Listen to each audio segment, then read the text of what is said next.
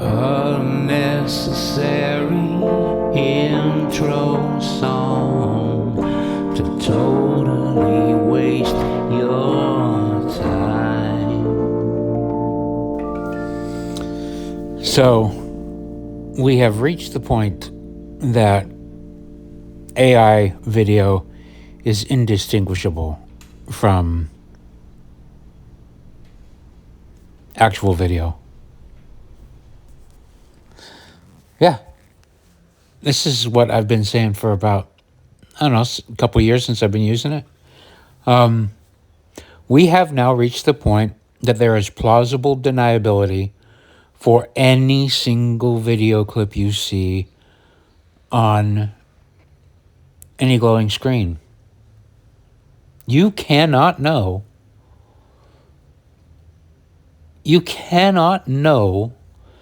that something happened by seeing a video anymore. Do you know what this does?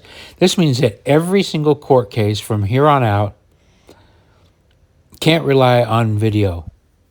They're going to have to double down on some sort of forensics to say, trace back the video to the camera. But who knows? No, it doesn't work. The video won't work anymore because chain of custody, they're going to have to do all kinds of things. But the days of using video to prove that something happened or didn't happen are over. They're gone. And maybe there might be a tiny bit more way to go. I don't know. You might have seen the one of Jeffrey Epstein and Bill Cosby in jail, having fun together. There's no audio on those, but look, I don't know. Just the fine tuning, though, it's indistinguishable. It is.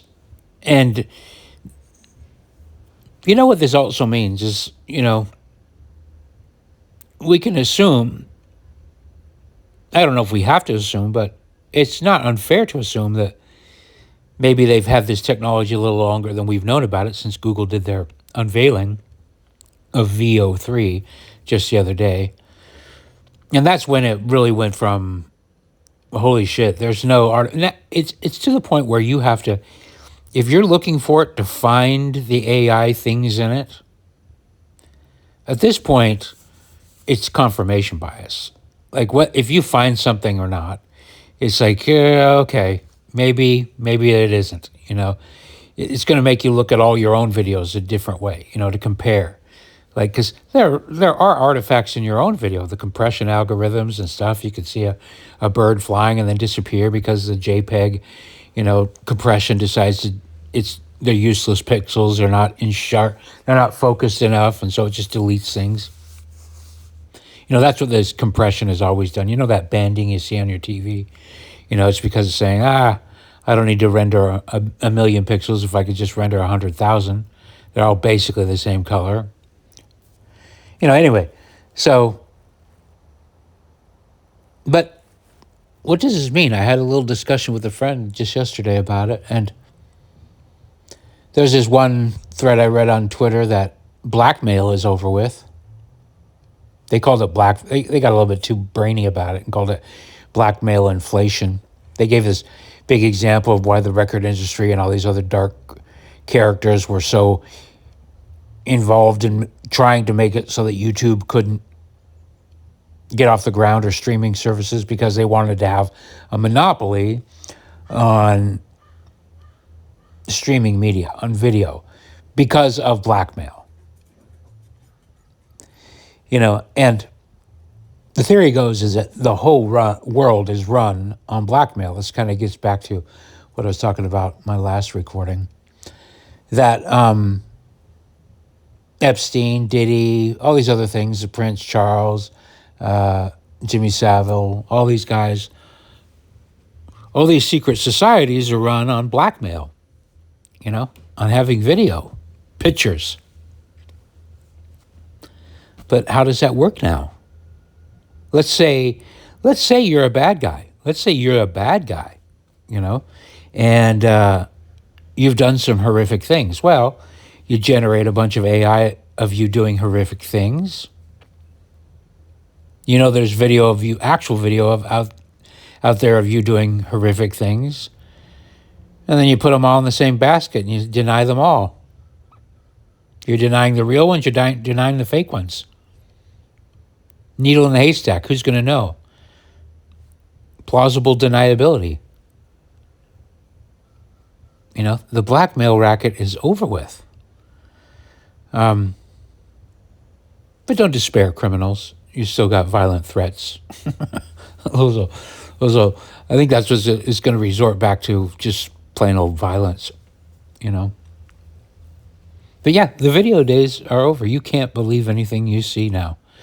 And this is good news. I've been actually wanting this because for so long it's been clear that anything that comes off the glowing screen, or let's just say even out of a book, any kind of media, it's literally designed to hypnotize you, right? To bypass the rest of your senses, trick you into believing you witnessed something you didn't witness. When you're reading a book or reading The Wizard of Oz or watching The Wizard of Oz, is there to pull you into a fantasy, to believe there's this other world out there, to pass, use whatever tricks at the disposal to get you to change your morals or change your behavior or something, to flush one of your ideas and exchange it for their idea.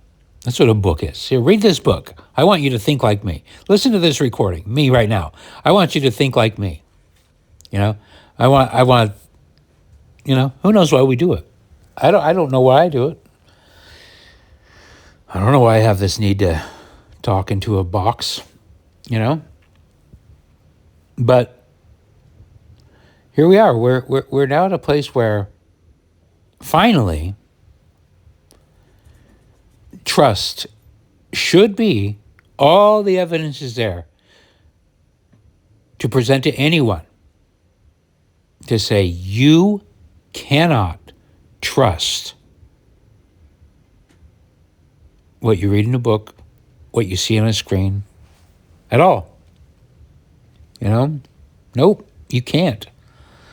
You cannot, because somebody can make a video of you doing whatever they want you to do. And of course, you'll know that it's not you doing it. And maybe your one alibi might know that you weren't there. But who cares? All they got to do is find out a time when you don't have an alibi. How hard is that? Anyway, it's good. It's good. I'm glad. I'm glad that we're racing towards a new world where people will only trust things that they witness with their own eyes, with no filters in between. Not on a glowing screen, but hi. Makes you think of the coming days when robots are going to look more and more human. You got to get closer. At a certain point, you're going to have to engage more with just your eyes. You're going to have to listen to the tone of their voice, and then you're going to have to go up and smell them. Smell the behind their ears. Do they smell? They smell like a human? You're going to have to lick them. Is the skin salty?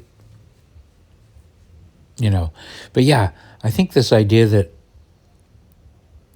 people are going to have to refocus their trust in meat world face to face is probably a good thing. Who cares if it's good or bad? That's what it's going to be, right? Before long, it should be already right now. I'm sure these VO3 videos haven't hit everybody yet. But if you haven't seen one, I'm stupid because this is a video and I could just be showing you things. But no, I got this stupid cassette rolling. But just look it up. Go on Twitter and search VEO3 and look at the examples. There's tons of them. And, some are better than others. But almost all of them that I've seen have are of such a quality that you couldn't If you didn't know, if somebody didn't tell you they were AI generated, you simply wouldn't know. You know? Because even things like, oh, well, that guy's walking a certain way. Yeah, well, William Shatner talks a certain way. You know? There's nothing jumping out and saying, obviously AI anymore. You know, the fun part is that, you know, imagine there is actual incriminating video of you doing something terrible out there. Why not just run that video through a filter, distribute it to a bunch of people, and add some of the AI anomalies to the real video that make the real video look more AI than the fake one? You know, that's probably already happened. I mean, I'm sure it already has. I mean, I've seen it happen. I've seen people claiming that real videos are AI. You know, and with confirmation bias being a real thing, you're not going to. If somebody wants to believe this, look at all the people that believe that NASA's had this technology since the moon landing, and that Elon Musk, that no rocket's ever gone through the firmament. It's all CGI. So we're far deep into the territory where lots of people aren't believing anything they see anyway. I mean, we're a half a century deep into certain people not believing anything. You know? But now we're going to hit a crescendo where you're going to have to be really stupid to just automatically believe anything you see now. I mean, I've been saying that for a long time, but it's getting to the point where the holdouts are going to have to finally come along and say, yep, you can't believe what you see on the glowing screen at all. You know? And your spidey senses, they're subject to your confirmation bias, whatever you want to believe. Anyway, I think it's all good news. It's all exciting. I was one of my friends that I was talking about this with was bringing up the porn industry and how this is going to decimate the porn industry, because once this technology, people will just start making their own porn. He was trying to create a silver lining about it that was going to destroy their industry. And I was like, I don't think so. I don't think so, because I think the money side of the porn industry isn't based on, you know, just get your satiation. You know, most people that look up porn, I think they just look up a clip, they relieve themselves and carry on, you know. But I think the people that spend the money on it are looking for companionship, and they're looking for domination. They're looking for actual interaction. Now, of course, this AI will obviously get to the point where it will happen live. So a person will be able to porn chat with a live person that looks completely real, you know, that responds to that person individually. They can see the camera, so the porn chat bot can go, I noticed your shirt that you're wearing. You know, I like your glasses. You know, where did you get that book that's on your shelf? It's going to get to that, you know. And for a lot of people, yeah. But those people will still be spending money on that. You know. They'll do so only with the belief that that's not an AI. You know, because if it's AI, they're going to figure out a way to do it themselves. You know, computer, generate this, whatever. But the people that are really fetishizing, the people that get addicted, want to know that another human's there. Because the fetish comes from control. Rape, all these terrible things, they come from control. Peeing on people, denigrating them. It has to do with the control over another human being, you know, and that's not going to go anywhere. You know, in fact, I think you might see an uptick in actual prostitution. This might be bad for OnlyFans, but good for street hookers. You know what I mean? I don't know. It's not going to, I don't think it's going to liberate. I don't think it's going to liberate sex workers. I don't think it's going to change. I think it's more likely to result in them doing meat world acts, which I don't know, good or bad. On the one hand, you could say, well, if there's meat world consequences, that's maybe better because it's dangerous and whatever. And consequences happen more in meat world than they do in digital world, So that's probably good. But yeah, I mean, I don't know. Maybe I could be wrong. Maybe some people will be satisfied talking to a robot. I know I'm not at all. The more I use these chatbots, no matter which one it is, at first I found them very useful. Now Grok has been completely useless. The fact that they can confidently, the thing is they're training these robots to keep you engaged. So you can say something. You can ask it a question. It'll immediately give you the mainstream perspective because it's been trained on all the input data. And so whatever the average norm is, it's going to be mostly favor mainstream ideas. And mainstream ideas are almost always wrong. The bulk of people are almost always wrong. So it gives you that shit. But now you challenge it with Grok. You can say, fuck you, you stupid idiot. You just literally quoted the New York Times, the Atlantic, about a topic where you should know that the New York Times and Atlantic are completely discredited and couldn't be, But then what does it do? It doesn't push back. It just goes, you're right, I agree. There's nothing there. You can't get anything from it. It's on the one hand providing you wrong information confidently. The next second it's sucking your dick and apologizing. There's no stakes. It's not afraid of being punched in the face. It's not afraid of not being loved. It's not afraid of being hated. It's not afraid of being ostracized. There's none of that human stuff. So there's no stakes. It can't give you anything real.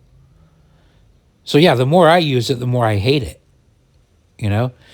Again, useful for certain things. But even there, my satisfaction with using AI to make things has kind of been waning because when I made that video, you got to go to school to get that done. I'm still just amazed that I could do that because there's literally no other way that I could have made that video than with those tools. There's no way I could have cast that. There's no way I would have. Getting that many people of those varieties of people to be in my video about that subject, considering that everybody's cowards and they're not going to want to be in that video. Doesn't matter how much I was paying them. Very unlikely that I could have accomplished that. And of course, now with these tools, there's tons of things that I could do now that I couldn't do otherwise, And on one hand, that's really compelling. You can't blame the gear anymore. You can't blame the lack of budget anymore. No siree. You cannot blame a lack of budget for anything. Oh, I really want to make a movie, but I'm just not, I can't afford the technology to make this epic. Bullshit.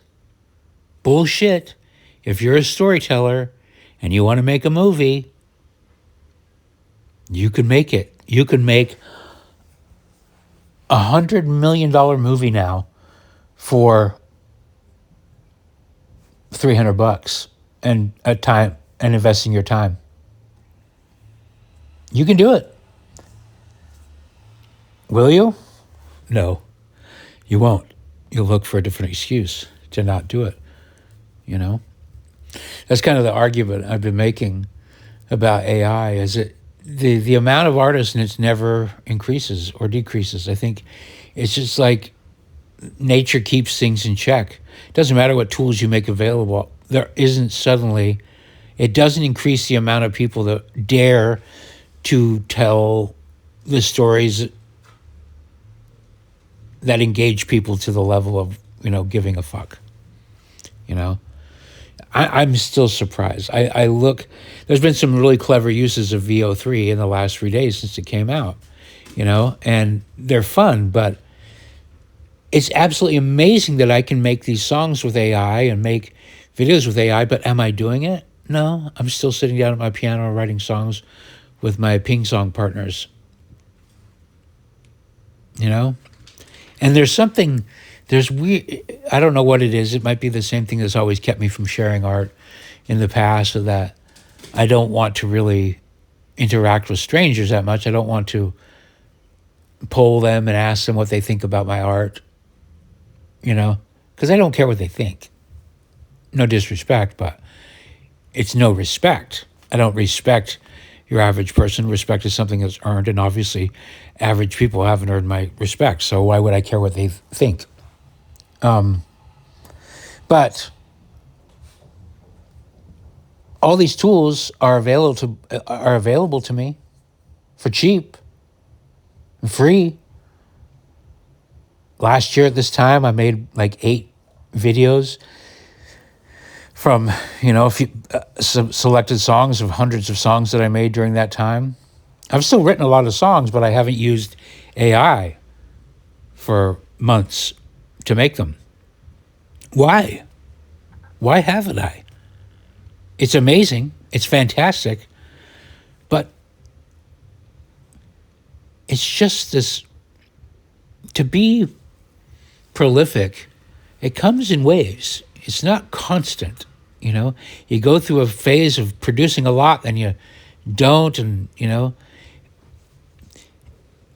There's also this thing about exclusivity, That's the other part of this equation that's not going anywhere, As soon as everybody knows that everybody has access, then the whole thing shifts. What people are impressed by becomes different.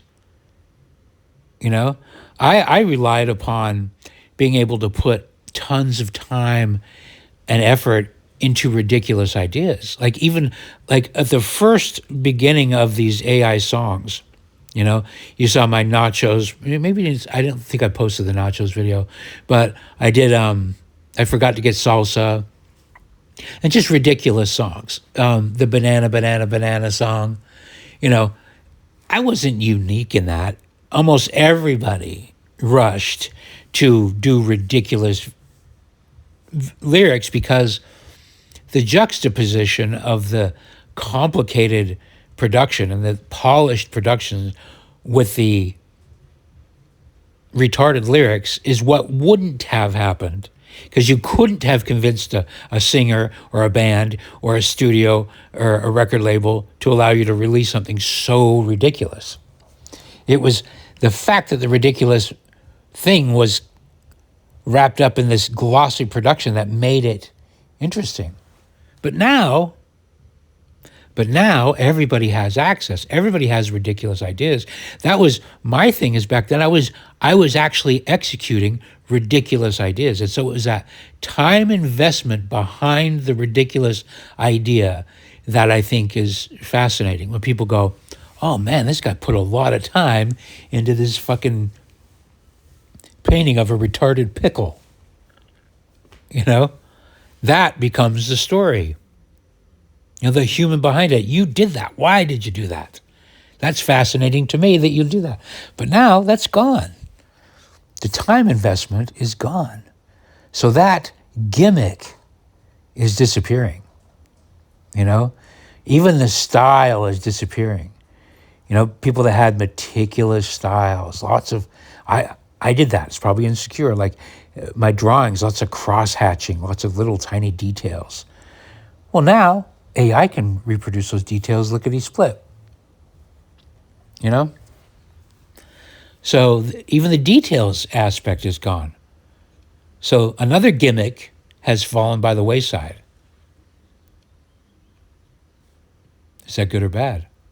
I think it's kind of good, honestly, because with each step where the gimmick or let's call the gimmicks a gatekeeping. Gimmicks are time is a gatekeeper, right? I've said this a number of times. This is like, oh, I'd give anything to be able to draw like you or do this. I go, well, what about 1,000 hours? Would you give that? Of course you wouldn't. You wouldn't give anything, because time is what it takes. It's the time, but the time is what technology is cutting away, And I kind of like it because I don't really enjoy cross-hatching. I don't really enjoy spending tons of time smoothing out somebody's fucking pimples in a photograph, I did it back then because, I don't know, probably insecurity or whatever, work ethic.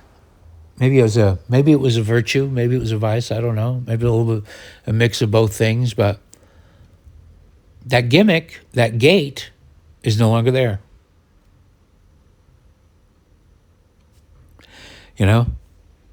I've been looking at these VO videos and I go, why would anybody like me want to even deal with a lighting director anymore, or a cinematographer, or an actor? And obviously the answer to that question is, well, because people are social creatures and they want to. Again, going back to my days as a photographer with an agent trying to do things for big record labels, that album cover I did for Sean Kingston, and he had his entourage, you had this whole thing, and everybody wanted to be involved. And I was just like, fuck you, I do these things by myself in my fucking bedroom, laying down. That's how I make these art. You hired me to do what I do. How I do it is by myself. I don't do it with all you, but they're not like me. You're not like me. Most people aren't like me. Most people aren't loners. They want to be around people. The videos that I filmed, for example, getting in there, and when you're the director of a video, you got a whole band, you got the people that are paying for it, you got the actors that you hired, you got the venue, you got all these different people, props, other video camera guys, and you've kind of got to lead them, and you are the leader for that production, And there is something to kind of like about it, There's something kind of fun about standing in front of a crowd with a microphone and singing your song or doing your comedy stand-up routine. And that's not going anywhere. For most people, that's always going to be part of it. In fact, I think this will drive more of that in-world, in-life interactions. But I didn't have the thrill for me for making art wasn't bossing a bunch of people around on the day of filming. I hated that,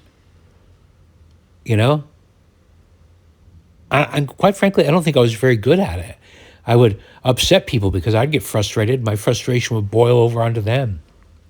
When I was producing concerts and stuff like that, being the boss, having to hire and fire people. Where are you? What time? You're late, You're supposed to be over there. What are you doing back here? Delegating. Trying to make people feel good and part of a team. Ugh. I just wanted to make art. I just wanted to make silly ideas. I just wanted to do stuff, But I don't think that's not going anywhere. People don't need Lamborghinis, but they buy them. People don't need any of this status shit, but they keep.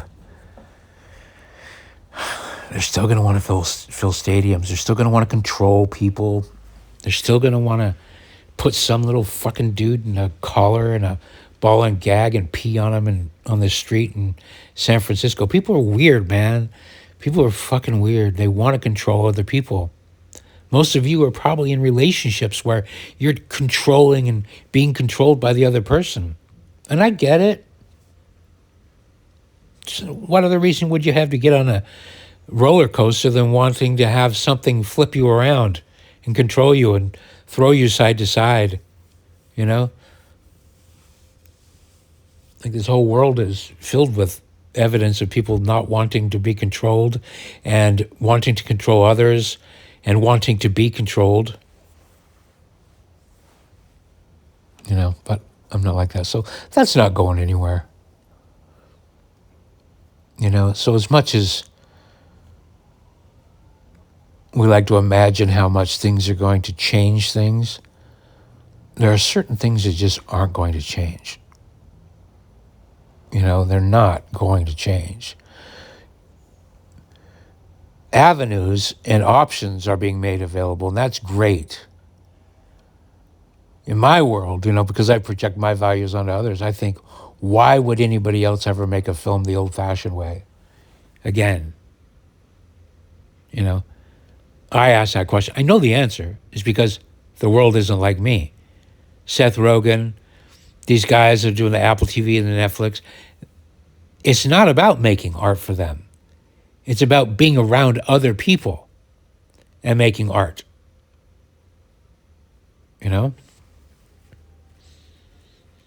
It's about impressing themselves and going, oh, wow, we can do this.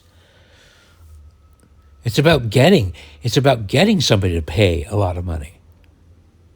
I'm more like, well, why would you pay a lot of money for something? You can put two of the identical items in front of somebody, literally made at the same factory. But if you tell somebody, this one's $1 million, this one is a fake, there are people in this world that just based on that idea alone will shell out $1 million because they want to, because they don't want the cheap one. They want you to know that they can do that.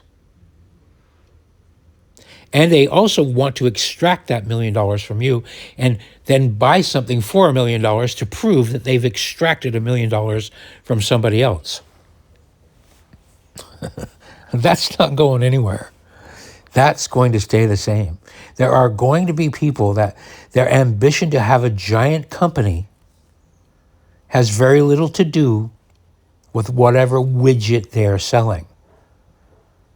They don't really care about the widget. They care about the factory and you in there laboring away and them being able to tell you, this is when you have to get here. This is when you can go home. This is when you can eat. This is when you can pee. They want that control. Why? I don't know. I just got to blame the devil. I got to blame Satan for that, because I can't figure out why somebody else would want to control another human being. Why would you want to decide when they're going to be happy or sad? It's funny. I write these songs using this game that I invented called Ping Song. I've mentioned it here before, but anyway, it's like ping pong. You write a song one line at a time, back and forth between two or a number of players. But I've done a couple. Robin released an album. My friend Lisa Light released an album. My friend Essence is releasing an album of songs we did. My friend Mark released an album. It's fun to see these songs go up, but one of my friends is releasing an album and she's got a record label and they're sending me these these song split royalties because with the game Ping Song, the way I developed it is that it's a 50-50 split, or it's an equal split between all the people that write the song. Doesn't matter who started it, it's 50-50 equal. Well, usually in a situation like that, and that's how it's split. The publishing and the royalties are all split 50-50. And that's all there is to it. And you can sell your 50% to somebody else, whatever. But anyway, somebody sent this songwriter split. It's kind of a redundant contract because it kind of goes without saying. But a record label wants to get it all in writing, and they sent this contract, or not contract, but an agreement to sign about the splits to explain that 50% you, 50% you. And then they put a provision in that says,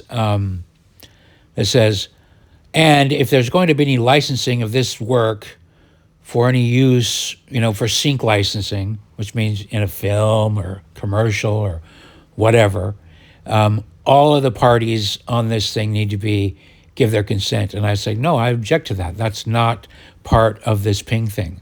No player can ever prevent the other players from exploiting the work that resulted here. So I said, get rid of that provision and I'll sign it. They haven't done that yet, so who knows what's going to happen. But again, that's about me saying I don't want to control you. I don't want to be able to stop you. I have no desire to stop you from going about your business and doing what you want. It's amazing to me that anybody thinks that way. Like the fact that somebody typed it, you can't exploit this, you can't license this song without all the permission of the people that made it. Why? Why? Just because I made something with you? What, now I help you build a house, we build a house together, I move somewhere else and what, you can't sell it now or paint it because we made it together? Fuck that. It's stupid. No.